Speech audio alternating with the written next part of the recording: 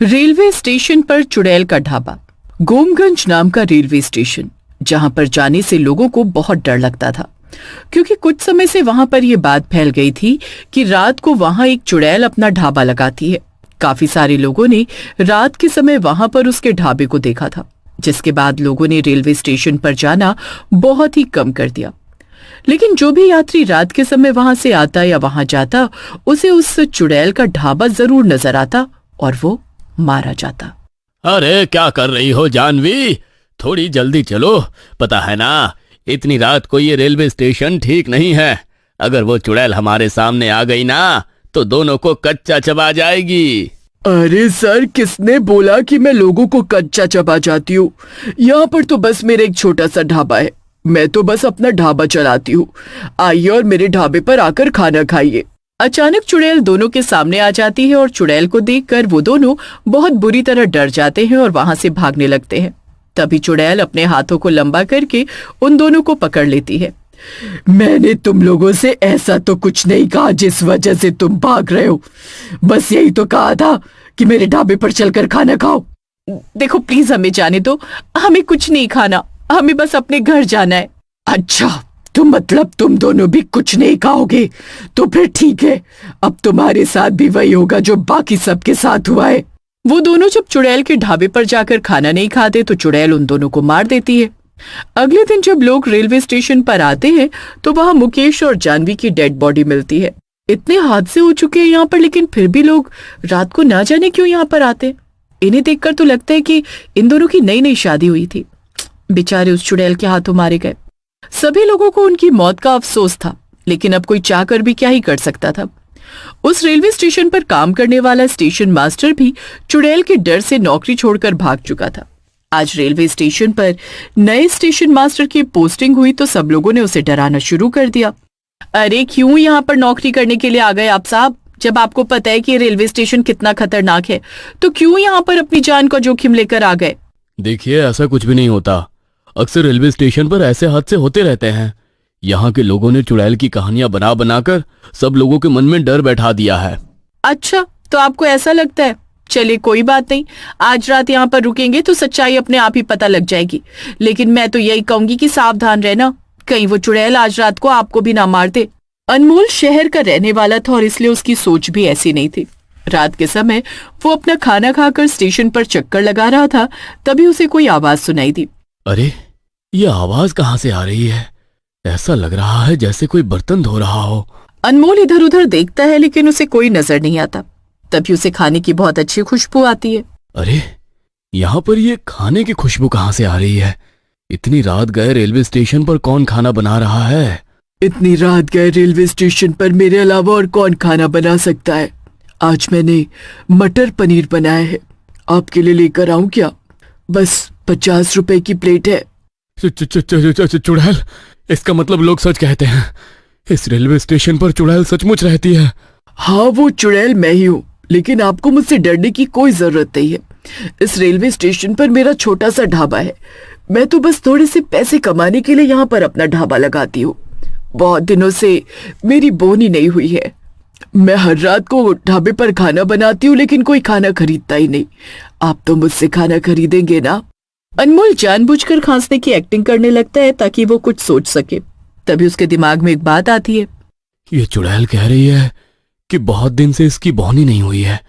इसका मतलब किसी ने इसका बनाया हुआ खाना नहीं खरीदा। कहीं यही तो कारण नहीं कि इसने लोगों को मार दिया हो।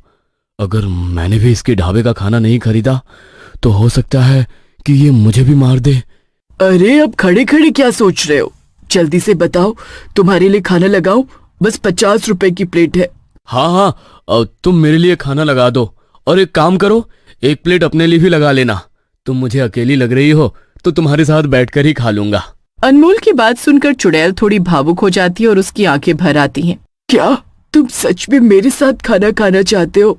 हाँ, क्यों नहीं।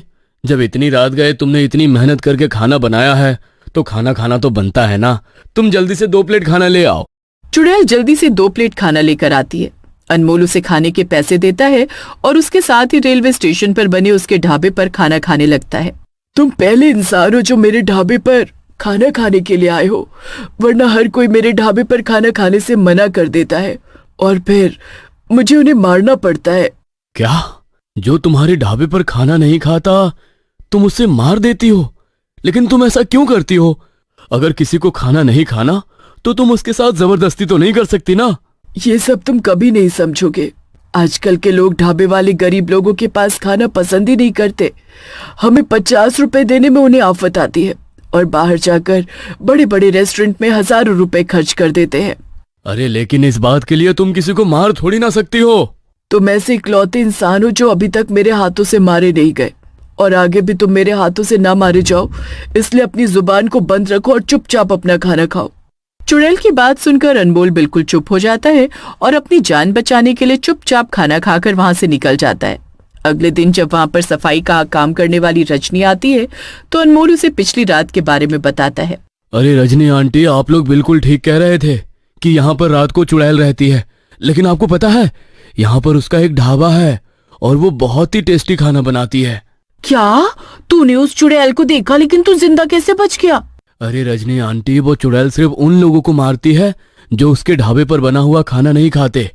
उसकी बातों से मुझे ये बात समझ आ गई थी, इसलिए तो मैंने चुपचाप खाना खा लिया और उसने मुझे कुछ भी नहीं किया।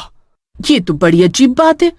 वो एक चुड़ैल है और वो किसी को भी खाना खाने को कहेगी तो जाहिर सी बात है कि कोई भी उसके हाथ का खाना नहीं खाएगा। ऐसे तो वो धीरे धीरे सबको मार देगी। आप चिंता मत कीजिए आंटी, आज रात जब मैं उसके ढाबे पर खाना खाने जाऊंगा तो इसके पीछे की कहानी जानने की कोशिश करूंगा। शायद जब हमें उसके पीछे की कहानी पता चले तो हम इसका कोई निवारण भी निकाल पाए। अनमोल आज रात भी चुड़ैल के ढाबे पर खाना खाने के लिए पहुंच जाता है। चुड़ैल उसे देखकर बहुत खुश होती है और उसके लिए खाना लेकर आती है। चुड़ैल ने राजमा चावल बनाए थे। अनमोल उन्हें खाता है और चुड़ैल को उसके पैसे दे देता है और बातों बातों में उसे उसके चुड़ैल बनने और रेलवे स्टेशन पर ढाबा खोलने की कहानी पूछने लगता है। चुड़ैल से पहली बार किसी ने इस तरह बात की थी तो चुड़ैल भी भावुक हो जाती है और उसे अपनी कहानी बताने लगती है। मेरे मरने से पहले यहाँ पर मेरा ढाबा था। मेरे पति बहुत बीमार रहते थे, इसलिए वो काम नहीं कर पाते थे, तो मैंने पैसे कमाने के लिए रेलवे स्टेशन पर ढाबा खोला। लेकिन लोग रेलवे स्टेशन के बाहर बने बड़े बड़े रेस्टोरेंट्स में खाना खाने के लिए जाते थे।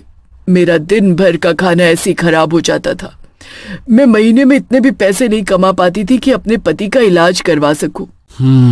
ये तो तुम्हारे साथ बहुत ही बुरा हुआ, लेकिन तुम लोगों की जान मत लो, क्योंकि वो लोग सिर्फ इसलिए तुमसे खाना नहीं खरीदते क्योंकि तुम एक चुड़ैल हो और वो सब तुमसे डरते हैं। ऐसे लोग तो तब भी मुझसे खाना नहीं खरीदते थे जब मैं एक चुड़ैल नहीं थी। तुम्हें पता है, लोग मेरे पास आकर खाना खाते थे और 50 रुपए की जगह मुझे 10 रुपए देकर जाते थे, और जब मैं उन्हें कुछ कहती थी तो मुझे ही उल्टी सीधी बातें बोलने लगते थे। पैसों की कमी इतनी हो गई कि मेरे पति चल बसे।